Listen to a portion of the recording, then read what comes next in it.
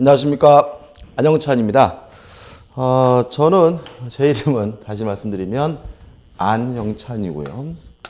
여러분하고 이제 2017년도 공인중개사 시험 볼 때까지 함께 민법을 공부할 사람입니다. 민법은 공인중개사 시험 1차 과목이고요. 따라서 부동산학개론하고 민법 평균 60점 넘어야 합격하시고 두 과목 중에 한 과목이라도 까락 40점 이하가 있으면 안 되는 거죠. 뭐 다 하실 거고. 근데 민법은 우리가 공인중개사 시험을 준비하기 위해서 가장 중요한 과목이라는 말씀들을 많이 합니다. 여러 가지 이유가 있지만 첫째는 방금 말씀드린 것처럼 1차 과목이라는 점에서 좀 중요점이 있고요. 왜요? 1차 합격을 해야 2차가 의미가 있는 거니까요. 두 번째는 이 민법이 2차 과목의 기초로서 작용한다는 거죠. 다시 말하면 뭐 공법이든 세법이든 공시법이든 뭐 모든 중개사법이든 모든 2차 과목의 기초로서 작용하는 과목이기 때문에 민법은 여러분들이 반드시 극복해야 될 과목입니다. 민법을 처음 공부하시면 받는 느낌은요. 일단 어렵다는 거죠. 어렵다. 뭐 한국말인데 이렇게 어려운지 처음 알았다. 이런 분도 계시고 굉장히 어려워하십니다. 실제로 어려운 건 사실입니다. 그렇지만 우리가 준비하는 민법은 공인중개사 민법이지 사법시험 민법은 아니라는 거죠. 그 말은 뭐냐면 민법을 완벽하게 마스터해야 완성해야 시험에 합격할 수 있는 것은 아니라는 거죠. 그래서 우리 공인중개사 민법은 여러분들이 민법 지식을 완벽히 완성하고 독파하기를 원하지는 않습니다. 민법에 대한 기본적인 이해를 정확하게 하고 있는지 이 정도만 물어보게 되고요. 더더군다나 100점 만점에서 몇 점 이상만 되면요. 6점 이상만 되면 되는 거기 때문에 어렵긴 하지만 충분히 공부하시면 합격할 수 있다라고 분명히 말씀드릴 수 있고요. 공부를 잘하는 방법은 가장 중요한 것은 반복입니다. 그러니까 뭔가 계속해서 새로운 것을 안다. 새로운 걸 많이 안다 하더라도 그것을 문제를 푸는데 응용할 수 없다면 아무런 가치가 없는 지식이거든요. 그래서 하나를 알더라도 정확하게 확실하게 내 거로 만들 필요가 있고요. 그러기 위해서는 반드시 무엇이 필요하냐면 반복이 필요해요. 근데 문제는 이 반복이라는 것이 어떻게 보면 지루한 과정일 수도 있고 또 극복해야 될 과정일 수도 있거든요. 그래서 어떻게 해야 민법을 공부를 잘할 것인가 항상 고민하게 되는데 어려운 건 없어. 뭐 특별한 건 없습니다. 열심히 하고 열심히 반복하는데 그러기 위해서는 첫째 민법을 재미있어야 합니다. 무슨 말이냐면 민법을 자꾸 외우려고 하고요. 법 과목을 암기 과목으로 오해하셔서 뭔가를 자꾸 외우려고 하면 시간도 많이 걸릴 뿐만 아니라 학습하는데 너무 재미가 없어요. 그러다 보니까 중간에 포기하시는 분들은 많이 발생하는데 외우려고 하지 마시고요. 자꾸 이해하시면서 민법은 삶이고 생활이기 때문에 여러분들 일상생활과 결합시켜가지고 이게 이런 의미였구나. 뉴스에 나오는 내용이 이런 거구나 하고 흥미를 느끼고 재미를 느낀다면 민법을 공부하는 데 어려움이 없지 않을까 싶고요. 재밌어야 되고요. 두 번째는 저를 좀 이쁘게 보실 필요가 있습니다. 좀 쑥스러운데 여러분들 학창 시절에 그런 경험 있으신가요? 선생님이 좋으면 선생님이 이쁘면 그 과목 열심히 하게 되죠. 어차피 공인중개사 공부는 민법이라는 것을 극복해야 되는 것이라면 될 수 있으면 제가 좀 배불뚝이고 좀 못생겼지만 저를 좀 이쁘게 봐주시고 그래야 민법 공부도 재밌고 합격하는 데도 지름길이 되죠. 어차피 저도 여러분들이 흥미를 느끼고 많이 합격하셨으면 바람에 이렇게 빨간색 와이셔츠를 입고 나왔습니다. 그죠? 제가 평상시에 빨간색 와이셔츠를 입는 건 아니겠죠. 여러분들한테 좀 더 이쁘게 보이고 잘 보이려고 이렇게 노력하는 거니까 여러분도 저를 좀 이쁘게 봐줬으면 좋겠습니다. 자, 이제 수업을 시작할 건데 교재가 제가 쓴 책이고 8페이지부터 통칙해서 나오고 있는데요. 요 부분은 우리가 시험 범위가 아닙니다. 시험 범위는 아니지만 여러분들이 민법을 공부하는 사람이기 때문에 기본적인 내용이면 좀 한번 읽어봤으면 하는 의미에서 넣는 부분이니까 그냥 소설책 보듯이 쭉 읽어보시면 되고요. 자, 이 앞부분에서 제가 여러분들한테 설명을 드려야 되는 것은 뭐냐면 몇 페이지냐면 교재 페이지가 몇 페이지냐면 21페이지에 권리의 주체에 관한 부분입니다. 이 부분도 시험 범위는 아니에요. 그렇지만 앞으로 우리가 민법을 공부함에 있어서 그냥 안다는 전제에서 진행이 되고요. 민법책도 그렇게 서술되었기 때문에 이 부분은 반드시 이해하실 필요가 있고요. 물론 시험 범위가 아니기 때문에 뭔가 깨알같이 많이 외우고 그런 게 아니라 이게 무슨 얘기구나, 이런 얘기구나 하는 용어 정리 차원에서 접근하셨으면 좋겠어요. 자, 페이지 21페이지 펴보시면 권리의 주체해가지고 제1항에서 뭐가 나오고 있냐면 권리 능력이란 말이 나오고 있죠. 일단 우리가 개념을 공부하실 때는 항상 단순하게, 그죠? 단순하게 개념을 정리하시는 것이 써먹기 편한데 권리 능력이 뭐냐? 쉽게 말씀드리면 권리를 가질 수 있는 능력을 말합니다. 그러면 우리 법상 권리는 누가 가질 수 있느냐? 자연인과 법인이 권리를 가질 수가 있습니다. 다시 말하면 우리가 흔히 말하는 인간, 자연인과 법인 두 가지만 권리를 가질 수 있고요. 실제로는 두 가지 외에는 다른 존재들은 권리를 가질 수 없다는 것도 머릿속에 꼭 기억해 두셨으면 좋겠고요. 그 다음에 두 번째 정리해야 될 것이 뭐냐면 의사 능력입니다. 자, 의사 능력이란 말은 뭐냐면 스스로 의사를 결정할 수 있는 능력을 말하고요. 이 의사 능력이 결여된 사람을 우리가 뭐라 그러냐면 의사 무능력자라고 하고요. 의사 무능력자가 법률행위라면 이 사람의 법률행위는 뭐가 되냐면 무효가 된다는 거 좀 기억해 두시기 바랍니다. 여기서 좀 생각해 보자고요. 자, 의사를 결정할 수 있는 능력이 의사 능력이고 요것이 결여된 사람이 의사 무능력자고 이 사람이 한 행위, 법률 행위는 무효가 된다. 그러면 무효란 말의 의미를 한번 생각해 볼게요. 자, 매매 계약을 했어요. 근데 그 매매 계약이 유효해요. 그러면 유효하다면 이행해야죠. 매매 등은 줘야 되겠죠. 근데 거꾸로 그 매매 계약이 무효라면 이행할 필요가 없는 거죠. 따라서 무효라는 말은 결국은 이행할 필요가 없다는 말이고요. 이행할 필요가 없다는 말은 이행하지 않더라도 책임을 지지 않는다라는 의미와 상통하게 되는 거죠. 따라서 우리 민법에서는요. 의사 무능력자와 책임 무능력자는 개념적으로 동일한 것으로 이해한다는 거 좀 주의하시기 바랍니다. 그럼 이렇게 되는 거죠. 스스로 의사를 결정할 수 있는 능력이 의사 능력이고 이것이 결여된 사람 우리가 의사 무능력자라고 하고요. 의사 무능력자의 법률행위는 뭐가 돼요? 무효다. 따라서 의사 무능력자는 자신 행위에 대해서 이행할 필요가 없고 책임질 필요가 없는 것이니까 결과적으로 의사 무능력자와 책임 무능력자는 같은 개념으로 이해하게 된다까지 기억해 두자고요. 자, 그럼 이제 문제는 누가 의사 무능력자냐? 첫째, 유아는 대표적인 의사 무능력자죠. 예를 들어 가지고 3살 먹은 꼬마가 있어요. 그러면 3살 먹은 꼬마도 사람 자연인이기 때문에 그 아이에게는 뭐는 있습니까? 권리 능력은 있겠죠. 근데 문제는 3살 먹은 꼬마 아이가 스스로 뭐 할 수는 없어요? 의사를 결정할 수는 없기 때문에 이 유아는 의사 무능력자가 되는 거죠. 여기서 좀 문제가 생겨요.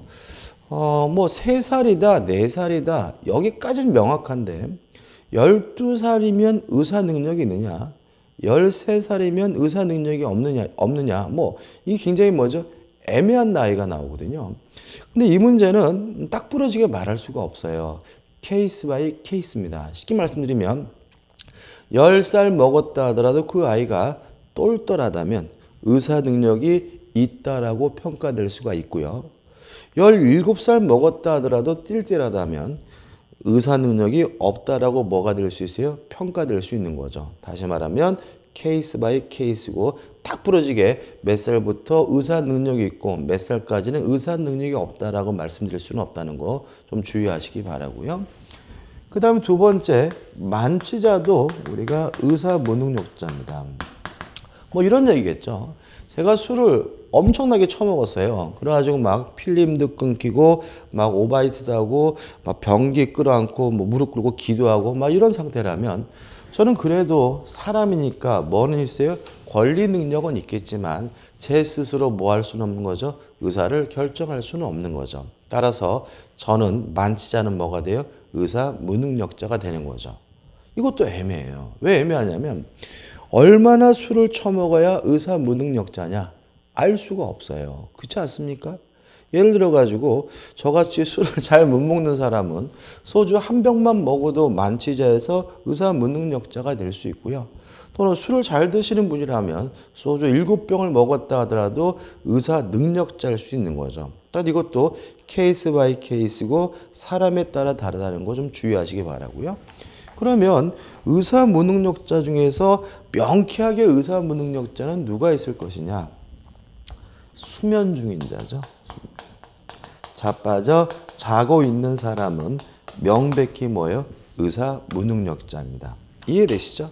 제가요 자빠져 자고 있어요. 자고 있더라도 저는 사람이기 때문에 저에게 뭐가 있는 거죠? 권리, 능력은 있는 거지만 저는 자고 있는 제가 스스로 뭐 할 수는 없어요? 의사를 결정할 수는 없다는 거죠. 따라서 저는 뭐가 되는 거죠? 의사 무능력자가 돼요. 여기서 우리가 앞으로 이제 여러분들 주의하실 점인데 의사 무능력자 이러면 보통 대부분이 수험생분들이 정신병자, 만취자 이런 걸 떠오르시는데 명확하지 않아요. 명확한 의사 무능력자가 누구죠? 수면 중인 자예요. 그래서 앞으로 의사 능력이 필요 없다. 의사 무능력자에 상관없다. 의사 능력이 센 이런 말이 나오면 이렇게 얘기하는 거죠. 그 사람이 잠을 자고 있어도 뭐죠? 상관이 없다. 그죠? 또 의사 능력이 필요하다는 말은 잠을 자고 있으면 안 된다. 이런 의미로 바꿔 생각하신다면 쉽게 이해될 것들이 굉장히 많으니까 요 수면 중인 자가 자빠져 자고 있는 사람이 대표적인 의사 무능력자라는 거 하나 꼭 기억해 두시기 바라고요. 그 다음에요. 계속해서 말씀드리지만 이렇게 의사 무능력자는 케이스 바이 케이스예요. 따라서 사람에 따라 따르고 상황에 따라 다르기 때문에 우리 민법은 이런 사람들 민법에 규정하고 있는 것이 아니라 이렇게 능력이 부족한 사람들을 유용화, 정형화해서 따로 규정을 두고 있는데 이러한 사람을 우리가 뭐라 그러냐면 제한 능력자라고 하고요. 이러한 제한 능력자가 법률행위라면 뭐 할 수 있냐면 취소할 수가 있어요. 다시 한번요. 능력이 부족한 사람들을 유형화, 정형화해서 따로 규정을 두고 있는데 이러한 사람들 우리가 뭐라 그래요? 제한 능력자라고 하고 제한 능력자가 법률행위라면 뭐 할 수 있습니까? 취소할 수 있다까지 기억해 두시기 바라고요. 그러면 누가 제한 능력자냐? 대표적으로 첫째, 미성년자는 제한 능력자입니다. 우리 교재는 조금 자세히 설명되어 있는데 교재에 나와 있는 것까지 이렇게 자세히 공부하실 필요는 없고요. 제가 설명드리는 것만 잊지 마시면 돼요. 미성년자는 누구냐? 만 19세 미만이죠. 따라서 18살까지는 미성년자고요. 19살부터는 성년자가 되고요. 그 다음에 두 번째, 제한 능력자가 아니라 피한정 후견이죠. 여러분들이 공부하다 보면 이제 피한정 후견인이라는 사람을 만나게 될 거예요. 이 피한정이기는 누구냐면요. 능력이 부족한 자예요. 능력이 부족한 자로서 법원으로부터 한정 후견 개시 선고가 있는 사람을 피한정 후견인이라고 하고요. 이 사람의 능력은 좀 구체적으로 들어가 보면 좀 복잡한데 우리는 시험 범위가 아니니까 피한정 후견인이 법률행위라면 취소할 수 있다 정도만 기억하시면 되고요. 그 다음에 세 번째, 피성년 후견인이에요. 요 분은 좀 심하신 분입니다. 피성년 후견이란 능력이 부족한 정도가 아니라 결여가 된 자로서 법원에 성년 후견 개시 선고가 있는 사람을 우리가 피성년 후견이라고 하고요. 이분의 법률행위도 뭐 할 수 있습니까? 취소할 수가 있습니다. 자, 여기까지 여러분들이 기초로서 좀 기억해 둬야 될 내용이에요. 그죠? 다시 한번 정리해 볼까요? 자, 권리를 가질 수 있는 능력을 우리가 뭐라 그래요? 권리 능력이라고 하는데 자연인과 법인에게만 권리 능력이 있다. 또 스스로 의사를 결정할 수 있는 능력을 우리가 의사 능력이라고 하는데 이러한 의사 능력이 결여된 사람을 우리가 의사 무능력자라고 하고요.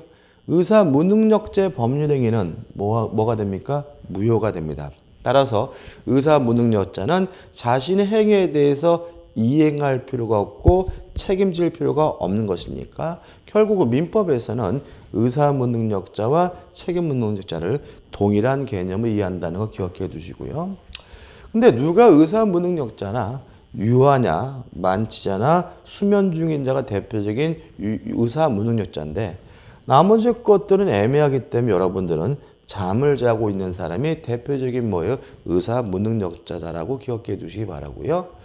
또 이 의사 무능력자들의 문제점은 케이스 바이 케이스 사람에 따라 다르고 때에 따라 다르기 때문에 우리 민법은 능력이 부족한 사람들 따로 유형화, 정형화해서 규정을 두고 있는데 이러한 사람을 우리가 뭐라냐면 제한 능력자라고 하고 제한 능력자의 법률행위는 뭐 할 수 있죠? 취소할 수가 있다. 종류는 세 가지입니다. 19세 미만의 자는 뭐죠? 미성년자고요. 능력이 부족한 자로서 한정 후견 개시 선고가 이루어진 사람은 피한정 후견이고 또 능력이 아예 결여된 자로서 법원으로부터 선고가 있는 사람은 피성년 후견이고요. 이들의 법률행위는 뭐 할 수 있습니까? 취소할 수 있다는 것은 기초로서 좀 기억해 두시기 바랍니다. 끝입니다. 이 정도만 기억하시면 돼요. 자, 이제 교재를 어디로 갈 거냐면요. 교재 28페이지로 갑니다. 자, 28페이지부터가 이제 시험범위예요. 그래서 28페이지부터 꼼꼼히 공부하시되 물론 앞부분에 나와 있는 28페이지 부분은 그다지 중요한 부분은 아닙니다. 일단 챕터 4에서 제목은 뭐죠? 권리의 변동이고 1절 권리의 변동 일반동 해가지고 권리 변동에 뭐가 나와요? 의의가 나오고 모습이 나오죠.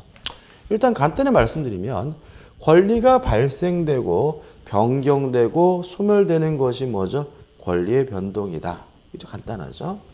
다 우측에 보시면 이제 종류 모습이 나오는데 권리의 발생 취득해가지고 절대적 발생 원시 취득이 나와요. 자, 무슨 말이냐면 누구한테 넘겨받은 것이 아니라 맨 처음으로 권리를 갖게 되는 것을 원시 취득 또는 절대적 발생이라고 하고요. 이 부분에서 공부할 때 얘들을 외우려고 하지 마세요. 어차피 그 얘들은 해당 부분에서 아주 자세히 공부할 거기 때문에 굳이 외울 필요는 없다는 거 다시 말씀드리고요. 그 다음에 누가 이미 가지고 있는 것을 단순히 넘겨받은 것을 우리가 상대적 발생 또는 승계취득이라고 하는데 요 승계취득이 기억해가지고 이전적 승계와 뭐가 나오죠? 설정적 승계가 나오죠. 자, 이 부분만 좀 설명을 드릴게요. 자, 이런 얘기입니다. 자, 갑이라는 사람이요. A라는 건물을 새롭게 신축을 했어요. 그러면 갑은 이 건물의 소유권을 갖게 되는데 이때 갑은 누가 이미 가지고 있는 것을 넘겨받은 것이 아니라 맨 처음으로 권리를 갖게 된 것이니까 이 갑의 취득을 원시 취득 또는 뭐라고 하는 거죠? 절대적 발생이라고 하는 거죠. 자, 근데 이 갑이 이 건물을 을에게 팔았어요.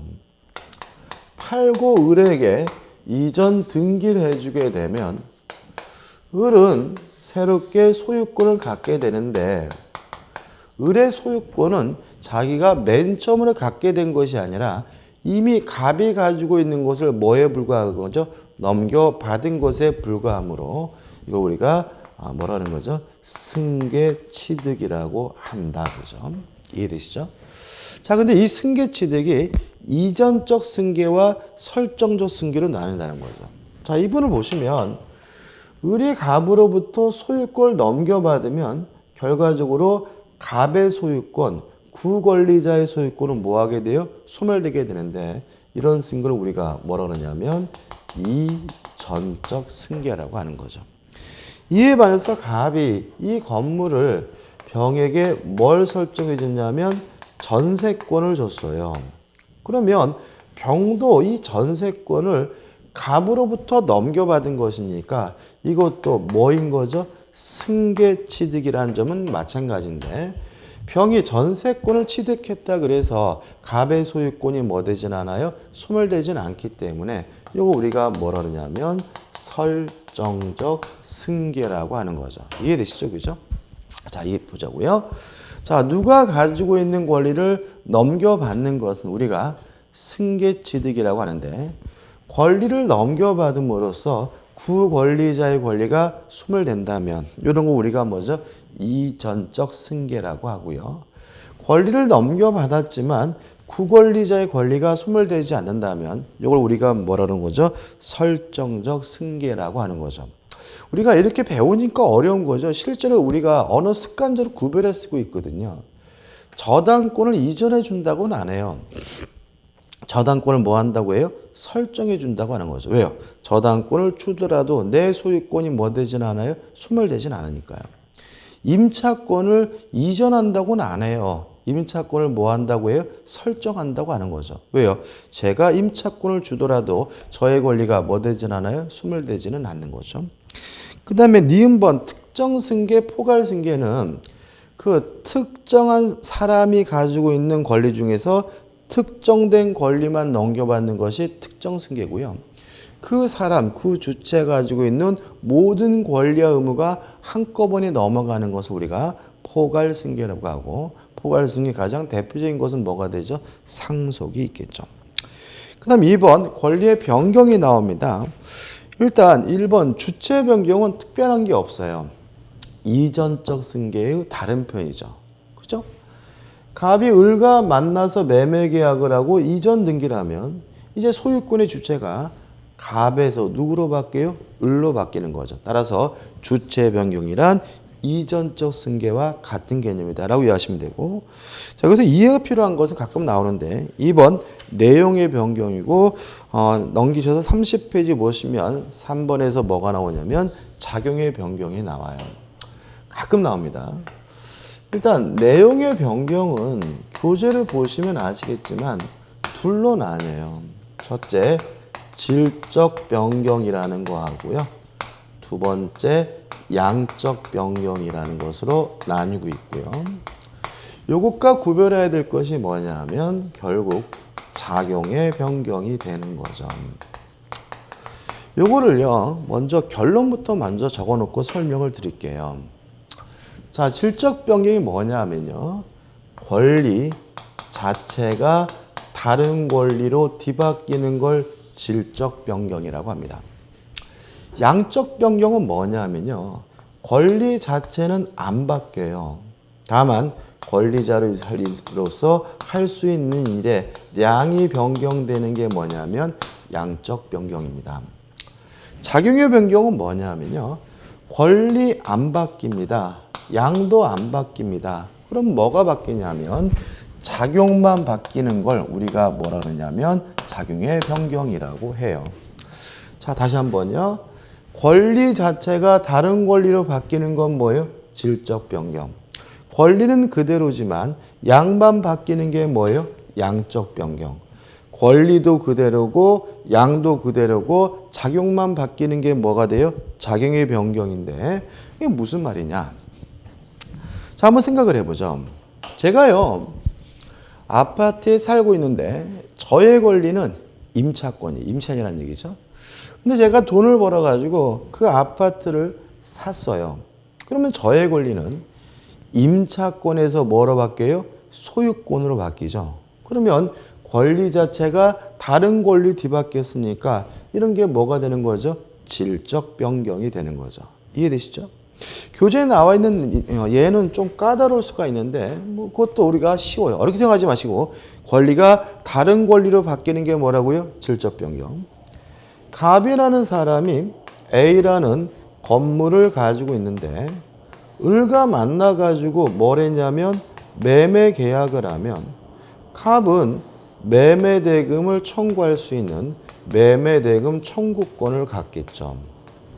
근데 이 그지 같은 을이 이 자식이 돈으로 안 줘요. 그러면 뭐 애원도 해보고 뭐 부탁도 해보고 카톡도 해보고 그래도 안 준다면 결국은 갑은 을에게 뭘 하냐면 네가 나하고 매매 계약을 하고 매매 대금을 안 줬기 때문에 내가 손해를 입었다. 뭘 청구하냐면 손해배상을 청구하게 되는 거죠. 그러면 갑에 걸리는 매매 대금 청구권이었는데 뭘로 바꿨죠? 손해배상 청구권. 다른 권리를 바뀐 거죠. 이런 걸 우리가 뭐라 그럽니까? 질적 변경이라고 한다. 그죠? 근데 양적 변경. 여기서 볼 수 있어요. 자, 갑이라는 사람이 A라는 건물에 대해서 소유권이 있어요. 그러면 소유권이 있다는 말은 그 A 건물을 결국 갑은 사용할 수 있고 수익할 수 있고 처분할 수 있다는 얘기잖아요. 근데 문제는 갑이 병에게 전세권을 뭐 해줬냐면 설정을 해줬어요. 그래도 갑의 소유권이 소멸되거나 다른 권리로 바뀌는 건 아니에요. 그죠? 여전히 갑은 뭐예요? 소유자자 권리 자체는 뭐예요? 그대로인 거죠. 근데 문제는 병에게 전세권을 설정해 주게 되면 더 이상 이제 갑은 그 건물을 사용할 수 없고 수익할 수 없는 거죠. 다시 말하면 할 수 있는 일의 양이 뭐 하고 있는 거예요? 줄고 있는 거죠. 이런 걸 우리가 뭐죠? 양적 변경이라고 하는 거죠. 물론 늘어날 수도 있겠죠. 왜요? 나중에 병의 전세권이 소멸된다면 이제 갑은 다시 사용할 수 있고 수익할 수 있겠죠. 이렇게 권리 자체는 그대로인데 할 수 있는 일의 양이 줄거나 느는 걸 우리가 뭐라 그래요? 양적 변경이라고 해요. 근데 마지막으로 작용의 변경인데 이 작용의 변경을 이해하기 위해서 이 작용이란 말을 좀 쉬운 말로 바꾸면 힘입니다. 힘. 다른 말로 하면 한자로 하면 어떻게 해요? 힘역자죠. 힘역. 역. 다시 말하면 권리도 그대로고 양도 그대로인데 뭐가요? 힘, 파워가 바뀌는 걸 우리가 뭐라 합니까? 작용의 변경이라고 한다는 거죠. 그럼 예를 두 가지를 기억하시는데 첫째, 자, 갑이라는 사람이 어떤 권리를 가지고 있냐면 주택 임차권이라는 권리를 가지고 있어요. 근데 우리 상식적으로 알다시피 이사 와서 인도받고 동사무소 가서 전입신고 주민등록하게 되면 뭘 갖게 되냐면 대항력을 갖거든요. 그럼 보자고요. 자, 인도받고 주민등록했다 그래서 주택 임차권이라는 권리가 다른 권리로 바뀌는 건 아니에요. 여전히 뭐예요? 주택 임차권 권리 자체는 그대로죠. 그죠? 또 주택 임차인이 인도받고 주민등록했다 그래서 할 수 있는 일의 양이 바뀌는 건 아니에요. 그죠? 일단은 사용하고 목적 주택을 수익할 수 있다는 점에서 변함이 없는 거죠. 다만 뭐가 바뀌었냐면 힘, 역, 다시 말하면 대항, 역이라는 뭘 취득한 거죠? 힘을 취득한 거죠. 그죠? 이런 걸 우리가 뭐라 합니까? 작용의 변경이라고 한다는 거죠. 또 하나 예더 기억해 두시는데 자, 어떤 건물에 등기부 등본을 떠봤더니 1순위로 갑 앞으로 저당권이 설정되어 있고요. 2순위로 을 앞으로 저당권이 설정되어 있었어요. 이런 상태에서 갑의 저당권이 소멸됐어요. 말소가 됐어요. 그럼 을에게 어떤 일이 생기느냐? 갑이 말소됐더라도 을은 여전히 뭐예요? 저당권이죠. 권리 자체는 그대로예요. 갑이 말소가 됐더라도 을은 할 수 있는 일의 양도 뭐예요? 그대로인 거예요. 왜냐하면 저당권의 궁극적인 것은 뭐냐면 돈 안 갚으면 경매할 수 있다는 거거든요. 근데 을은 갑이 있을 때도 경매할 수 있었고요. 없어도 뭐 할 수 있어요? 경매할 수 있으니까 할 수 있는 일의 양의 변함은 없는 거예요. 다만 이제는 을이 2순위에서 1순위로 뭐 하게 되냐면 순위가 승진하게 되는 거죠. 다시 말하면 똑같은 저당권이긴 한데 좀 더 힘이 센 저당권으로 뒤바뀌고 있기 때문에 이런 걸 우리가 뭐라 한다고요? 작용의 변경이라고 한다는 거죠. 요 세 가지 꼭 이해해 두셔야 되고요. 그 다음에 권리의 소멸이 나오죠. 그죠? 30페이지입니다. 세상 사람들이 봤을 때 권리 자체가 없어지는 걸 우리가 절대적 소멸이라고 하고 건물이 무너지거나 그런 경우를 말하고요. 또 특정된 사람 입장에 봤을 때 권리가 소멸되는 것을 우리가 상대적 소멸이라고 하고요. 특히 이전적 승계를 구권리자 입장에서 보면 뭐가 되는 거죠? 상대적 소멸이 된다는 거 좀 유의하시기 바랍니다. 자, 이번 강의 여기까지고요. 다음 강의 때 이어서 들어가도록 하겠습니다. 감사합니다.